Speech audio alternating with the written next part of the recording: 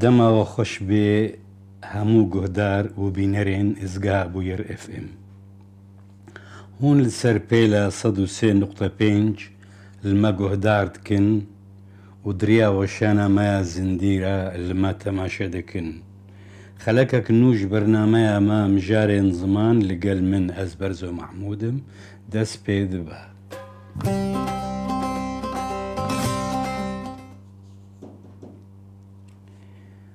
جارەکە دەم باش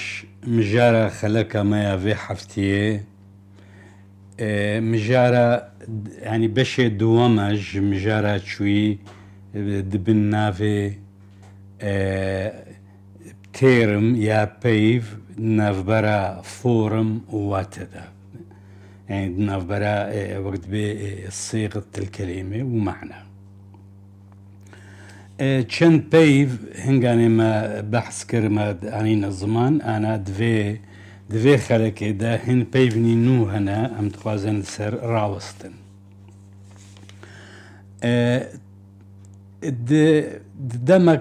دما 1980 وعدا هن بيف ولد زمان نویسینێ دا بەلاو دەبوون مەسەلەن ji بۆی ku em ji bedêla em bêedeb dihate gotin tora û toravan filan kes toravan e yani bi'erebî dibe edîb bi rastî ev peyv yani ev formê he yani carna mirod got ev tora ji ku dê hetiye yani çima tora bi bêedeb yani ji şûna edeb yani İngilîzî literature دو كردي دا أفقوتن حد هاتا بكارانين يعني ده هاتا نويسين بهتر نويسين دا تور يعني دقوتنا آقشتي دا مثلا اسكتما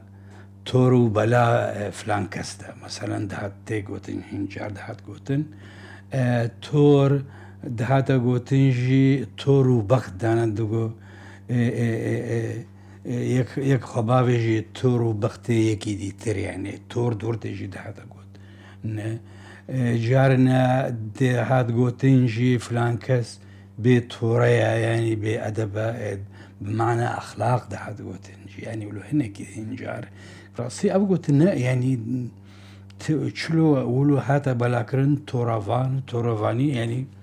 ده ما از بخوا از دخوازم هن لسر پیوه راوستم جبرگو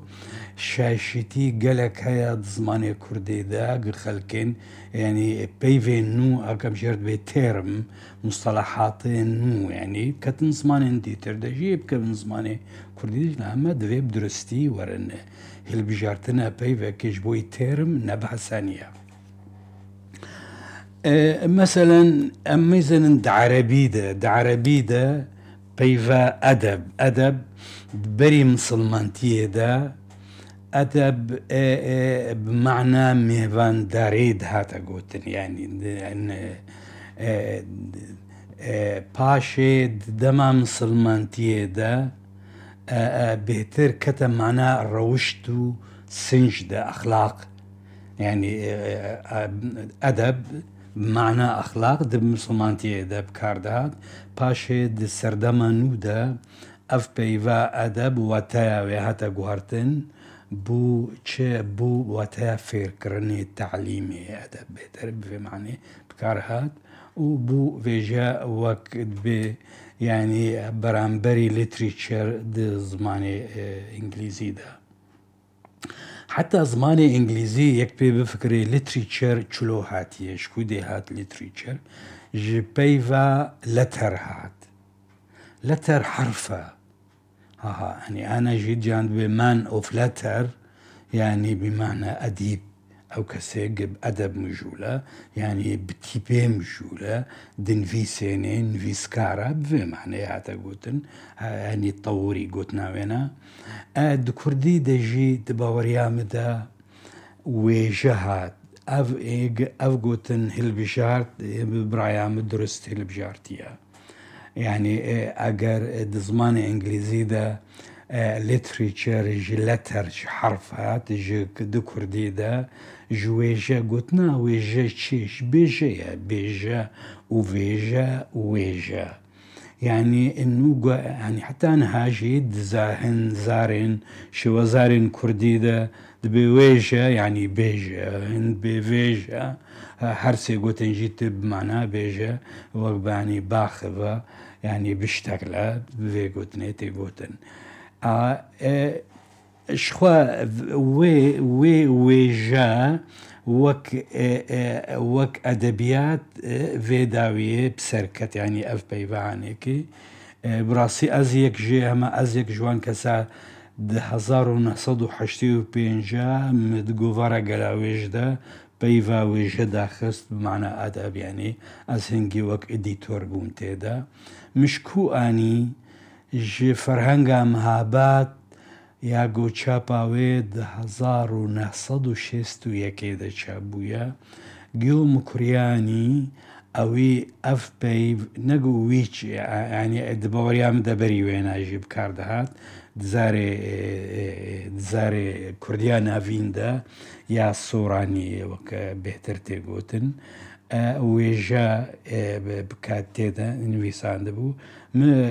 مژی ڕاستی فرهنگا موهابات ئەمە ئەف پێی خۆش دێت و بدێتە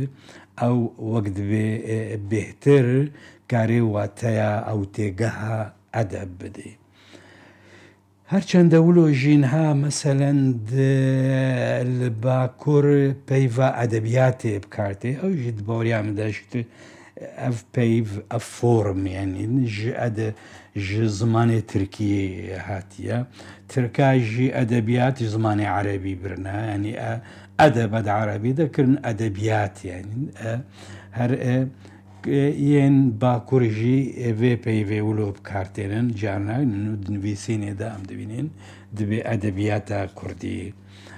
ez dibînim peyva wêjevan xweş e هاديتر حتى ويجا د افيستا دا بيفك نزيكي وينا هيا د افيستا دا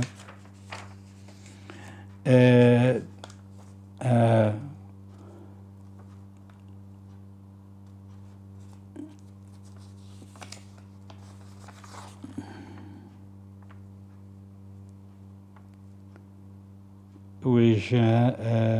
هاتيا واچە و ڤاچە هاتیە دزمانی ئەڤێستادا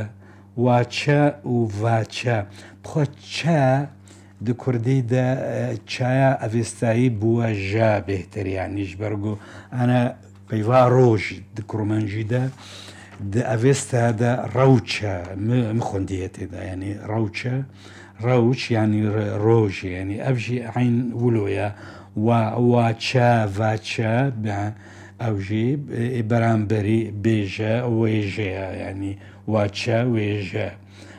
ینی ولۆ ئەم کارن بێژن ینی ئەف گوهرتن چ دپەیڤێ دێژی ئانە یەک بێن و یەخ بێژە وێژنانەیەکە وا گوتن هاتە گوهرتن وردا چلو سۆسێش خۆ دەبێ زمان سەرڤان جوداوازیە ئاوا دەبێ يعني زمان بقشتي يعني انه مثلا انا ام بن وبان يعني واتا هذا جوهرتن دي تيبا كده تيبا بشتي ب او وقت بفاول يعني دنگدير ج بو ا بن بو بان جير بو جور يعني ماذا شلو انه سوسير قال كي سيرفي دراكسيني انه دنجين زمان هر تيبك بيفا كانو شيتكي لو راجي يعني وك رياضيات يعني رقمك دي شو ناوي يعني وقت بي مبلغ تيجو هارتن يعني النقطة البرداني مثلا ده دبي صد يعني صد بهزار يعني يقولوا في أواي زمان جيب أواكي وقت بي ماتماتيك تي جوهرتن بفان بجوهرتن تيبا ودنجان دفردا أم سرشة إنه سر مثلا أنا أفقتنا هامجو تورا براسي شنابي تۆراڤان نە تۆرا چێ نابێ وێژە وێژەڤان بوێژ ئەف هەموو چێ دەبن وێژەڤان یعنی ئەو کەسێ گبووم بوێژە مژوولە بکارن بێ وێژەڤانی وەکمانە ئەدەبیات ژیت کارێ بکاربێنێ ڤای پەیڤەکە سڤکە خۆشە بە هەسانی تێگوتن ئەڤەک ئادی تر مەسەن پەیڤە بێژە وەک فۆرم یعنی فۆرم ینی پەیڤەکە ئەوژی خۆشکە بەس مانە ئەدەب نادێ وەتەیە ئەدەب نادێ بێژە وەک لەفزە بێتر نزیکی ینی بێژە وەک مۆرفێم ئەس بخۆ بکارتێنم وەک دزمەنەسیێدە ینی وەک دانەیەکی بچووکترین دانەی واتەدارە ینی بچووکترین دانەیە واتەدار ینی وەک بەعەرەبیت بێژن ئەسغەر وحدە ذات معنە زماندا بێژە ئەس بکارتێن بێژە ینی هەم وەک پەیڤێژی هەم چ پارچەیە زمان کارێ معنێ بدێ تەبان پارچەی بچووچک ئەو ژێرە بێژە تێگوتن ئەم ژێ چه هەبووژیت ئەس دخوازم بێژم مەسەلا چ تۆرا وەختێ ئەس تێدا بڕاستی لێکولین ئەمت خۆست لێکولینی تێدا بکەم ینی ئەس دگەریام دناو فەرهەنگا دەژی مەسەلەن چ پەیڤێ نزیکەوێ مەسەلەن تۆرن هەیە تۆرن تێ تۆرنێ مەسەلەن فلان کەس تۆرنێ مالەیە یا فلان کەسێ تۆرنا مالەیە ینی تۆرن مانە ینی کوڕێ مالێ هەم کەچا مالێ بەس چما ئەگوتنا تۆرن ینی تۆرن وەکمانە هەری بقەدر ینی دمالێ دەیە کارێ دەوسا باێ خۆ بگرێ ئەو ژنا کارێ بهتر ینی دمالێدا ڕۆلەکی بلیزێ پەیڤا تۆرن ینی بڕاستی ئەل تۆرنشی کەریا من تۆرن چلۆچێ بووە جەگەر خوین ینی بڕاستی ڕایەک خۆشک دایە ینی وەک ئەنەلیزکردن ینی شیکردن تدی چێنا بمەڕۆ ئەنەلیزا یەکیش خوارە ببێ هێنەکانە ژارنە نویسانێ مەڕۆژ خوارد ینی تکن ئاخۆژ ینی ئەوە تشتی گەلکی پیسە ینی ئەخلاق ینیش بەرگۆ ینی ڕەوشتێن لێکولینێ ژێکیرە وەک دەبێ ناهێلێ گەمەڕۆ کارێکی وسا بکێ جگەر خوین گوتناوی خۆشە هات فەرهەنگێ دەنویسیە تۆرن دەبێ ji tov û rind ev di Kurdî de heye di peyv herikê parçek jê yanî tov to jê hatiye vê hilanîne yanî û rind rin dê hilanîne maya rind torin tov rind torin to yanî xweş e براستی ئەڤەیە کوردی دەشخوا گەلە گوتنی دیولۆ هەنا ینی ئەڤەیە وەک بێ داتاشین یا داتاشین وەک عەربی ژێر دەبێ ئەنەحت یعنی نەحت وەک عەرەبە مەسەلەن بسم الله الرحمن الرحیم کردن بەسمەلە مەسەلەن زەمان و مەکان کردن زەمکان ینی زەم و کان بەهەفتوو بەکردن ینی وەک بەرمائیات مەسەلەن ولو تێگوتن ینی چه نەحت ژێرە تێگوتن بە کوردی داتاشین تێدا ژێرە تێگوتن ئەv خۆست ئەس vê گوتنێژێ براسێ بدەم ینی خۆشە تۆڕن نوژ تۆڤ ڕند هاتیە ینی ئەڤژی ئەس تشکی باش دبینم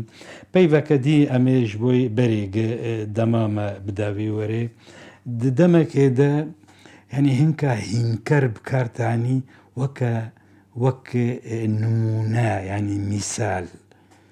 ئەوژی براسێ من سەر نویسان چێن هەبێ هینکەر ببێ نمونە وەکە میسال هینکەر ji hînkirinê hatiye hînkir dibe wek mamosta meelem ji ber wilo jî ev jî me li ser vêne hinek nivîsan paşê min xwest peyveke dîtir ez behs bikim rexnegir û rexnegêr dostekî min yanî rehmetî رزو أوسي يعني هم زمان ناس بو هم جي كرديزان بو براستي بس إنسان تنا إلى هين شاشي بير درباس ببن رخنا غير بكارتاني دنفيسينا خدا رخنا غير برامبري ناقد يعني ناقد از بنا شاش دبینم شخونه از دبینم راستی شاش برگو تشنانه دسمان دنای قبول کرد يعني نشكل رأيه جي برگو ام چلو رخنه چیه رخنه شكواتيه رخنه معنى يعني او كيمانية كيماسية ما قلتنا رخنه مثلا دبي المنقرة چل منقرة يعني رخنا المنقرة في كيمانية المنقرة يعني الفرشية المنقرة أبرخنا يا أبوش رخنا لي قرتنا مرخنا لي قرت يعني أو نقد كر فهم كر يعني بس أنا هن جار هن جاد بي أو رخنا كر براسي هن جارنا هن شاشيجي هنا دبن يعني وقت دبي راستي يعني دبي قشتي بس أو بخوا رخنا لي قرتنا يعني ما هن جار تشيد بيجي يعني دهن لي كاراندا يعني كاراندا مرخنا ليكر يعني او نقد قرت او بخوا قراك رخنا لي قرت بس شي قصد اما هذه رخنا غير ورخنا لي يعني رخنا غير هري شي نابي يعني مسترزو رخنا غير بكارتاني معناه ناقد يعني شي نابي رخنا قرا دفرده رخنا غير او کسی رخنا لیکی دی گریج برگو رخنا گر شهاتیه جلی گرتنی هاتیه از لی دگرم يعني چه لفر رايا يعني رايا كار دش دايا د فورما يعني بصورات بيرانا برتو يعني او حاضر دا عربي دا جير تيقوتن فعل المضارع مثلا تيقوتن انجليزي simple present تيقوتن تيدا مثلا وك انا spoke مثلا speaker يعني ارب سبيكرتي سبوكر نينا شنابي زمان انجليزي ده افجي دقر مثلا لفرتش فعلي قرتنا دقرم من لي قرت از لي دقرم لي الفرفيجة او قرته هليني يبي لي قر رخنا لي قر بو ناقد رخنا قر جي كاري بيبكار وري او جي معنى ناقد بس رخنا قير شنابي افجي برقو قيران فعلك ديه هيش معنانا دي دفردا في آواي براستي أمكارن بيجن أف خلق بشي يعني تواو نبو يخلقك دي ترد بورم ده يعني بشي السيا جي تشي جي في بشي جي يعني بردوامية خلقها شوي مسألة تشي تيرم يا بيف دناف برا فورم واتي دا بشا سياجي جيرها بي باشي ام دي سامت كفن بابتكي ام جارك دي دا حتى انها ام قهشتن في اواي ام قهشتن داوية مجارة في خلقي حتى مجارك دي تير ونتخيرو خشي دمينن ونصعبن